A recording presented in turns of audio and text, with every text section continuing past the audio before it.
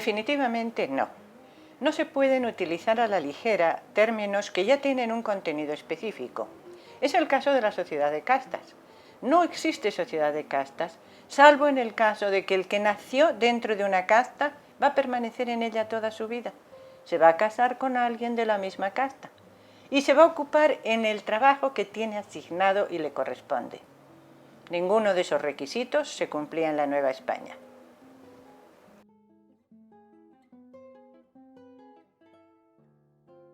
Es una trampa porque resulta muy atractiva la idea de una sociedad de castas. Parece que nos resuelve todos los problemas para identificar cómo vivían. Eran estamentos, eran clases, castas. Pero no es cierto. Es atractivo, como también son atractivos los cuadros de castas. Esa serie es muy bonita y dice muchas cosas. Dice cosas de lo que se comía, lo que se vestía, en qué se trabajaba. De lo que no nos dice nada es de las castas. Entonces resulta atractivo, pero es falso. Por lo tanto, es una trampa.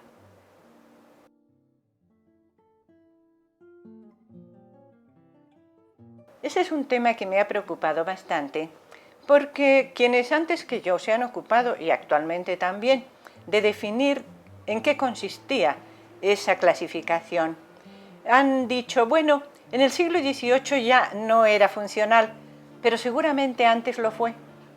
Otros dirían, en el XVII todavía no había cuajado, más adelante se ordenó.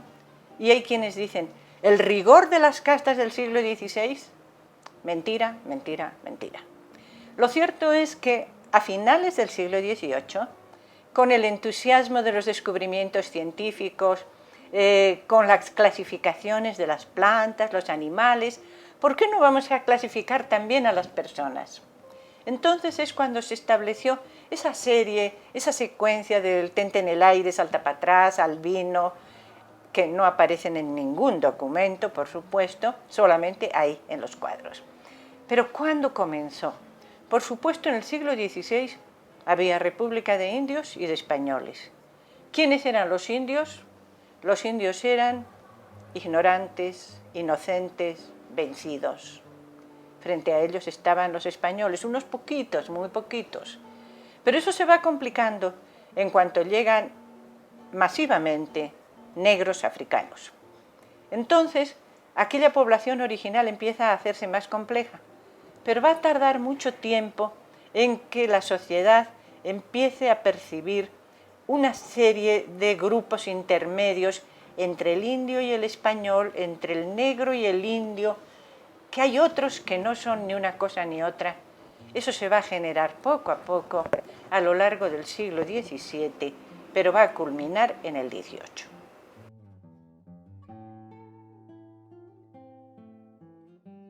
Los registros parroquiales son el fondo documental básico para identificar a los grupos.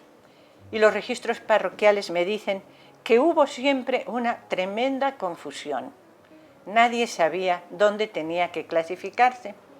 De hecho, nadie pensó en clasificar antes de 1585, cuando en el Tercer Concilio Provincial Mexicano se decidió que las parroquias debían llevar libros separados.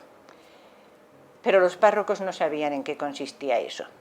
Ni en los últimos años del XVI, ni en los primeros del XVII estuvo claro, y a partir de 1603, donde encuentro por primera vez libro de españoles, libro de castas, en la parroquia del Sagrario, el párroco se debió de ver en un conflicto. Si siempre había puesto a los mestizos con su papá español o con su mamá india, y los negros eran negros, ¿a quién pongo en este libro de castas? Pues pusieron a los negros, y así siguieron hasta mediados del siglo XVII. A mediados del siglo XVII empieza a haber algún mestizo. Pensemos que llevamos 120 o 140 años de población española y hasta ahora no han registrado a ningún mestizo. Ahora aparece el 3% de los bautizos son mestizos. Ah, ahí están. Pero el año siguiente, el 18%, caramba, ¿qué pasó? Y al otro año, el 7%, en definitiva, los párrocos no sabían y según su criterio, según su humor, anotaban a unos en una parte o en otra. Entonces los registros parroquiales lo que nos dicen es ambigüedad, confusión e indiferencia. Aún más, ya en el siglo XIX, en 1815, cuando la corona española insistía una y otra vez, los párrocos tienen obligación de señalar la calidad.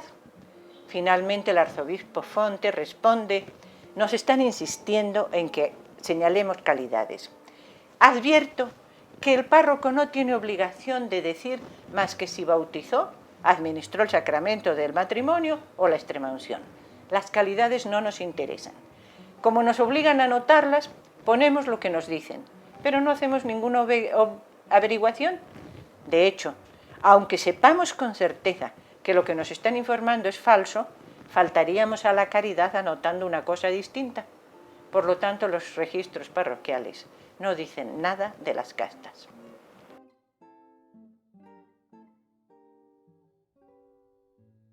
Prácticamente la calidad no era lo que importaba, pero sí importaba y mucho. En el siglo XVII, como en el XVIII y como en el XX y en el XXI, importaba si eran más ricos o más pobres, si se consideraban de alcurnia, pertenecientes a grupos privilegiados, o eran la simple masa de trabajadores, es decir, la situación social, el prestigio familiar, el reconocimiento profesional, la honestidad acreditada y, a veces, también el color, influían para el reconocimiento. Pero las familias, pongamos el caso extremo, los hijos legítimos y los ilegítimos estaban en proporciones muy parecidas entre los españoles y las castas. No es aquello de que las negras y las indias eran violadas sistemáticamente, no.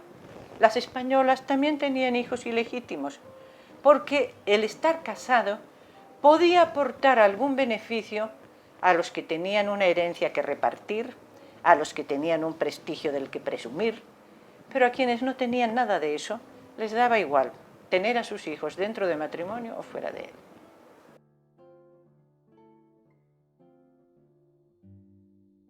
Hay muchos, pero diría que el acervo que más nos proporciona es el del ramo Inquisición, porque a los acusados de cualquier delito en el Tribunal del Santo Oficio les pedían que dijeran todo acerca de su vida. Entonces, entre las cosas que exigían era la calidad. Por cierto que nunca se hablaba de casta, se hablaba de calidad, y a eso me estoy refiriendo. Pues bien, podría darse el caso de que se estaba procesando a un bígamo y le preguntaban a su segunda esposa, ¿de qué calidad es tu marido? Ella con todo aplomo decía, es mestizo. Entonces iban a preguntarle a la primera esposa, ¿y tu marido? Ah, sí, me casé con un español. Ah, mestizo o español. Pero vamos a preguntárselo a él. Y él nos dice, yo soy indio. Ahora vamos a buscar a sus papás. Y resulta que el papá era español y la mamá era mulata, por lo tanto era morisco. Este es un caso auténtico. Y como este hay muchos parecidos. ¿Por qué? Que el acusado mintiera, entiendo por qué, sabemos la razón. Si podía decir que era indio, se libraba del Santo Oficio, porque los indios no entraban ahí. Pero si no podía, entonces le daba igual decir una calidad que otra.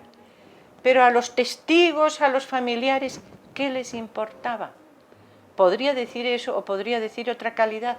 Lo que está claro es que nunca había una expectativa de que voy a decir una calidad más alta que me va a dar privilegios. No, en el ambiente común no encontramos eso.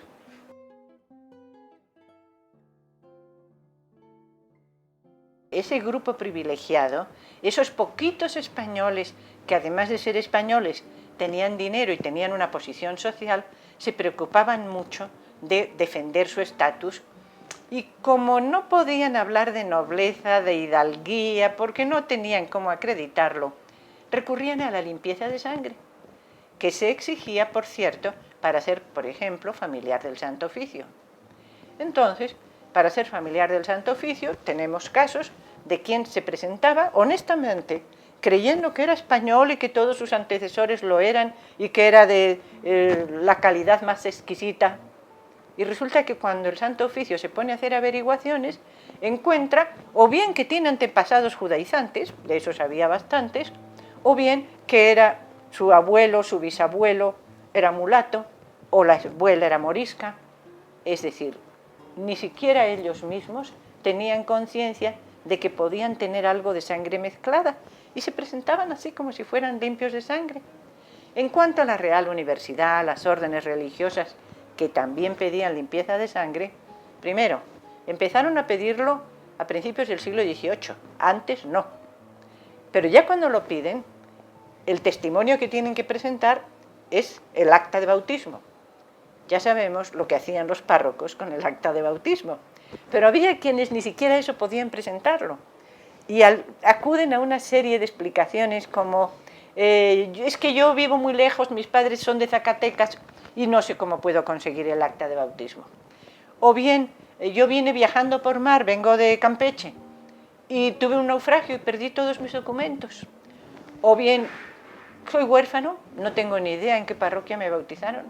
Es decir, sí se pedía certificado de limpieza de sangre, pero había muchas veces de evitarlo, siempre y cuando apareciera un grupo de amigos que decía, ah, sí, lo conocemos mucho, ¿seguro es español? Sí, lo conocemos.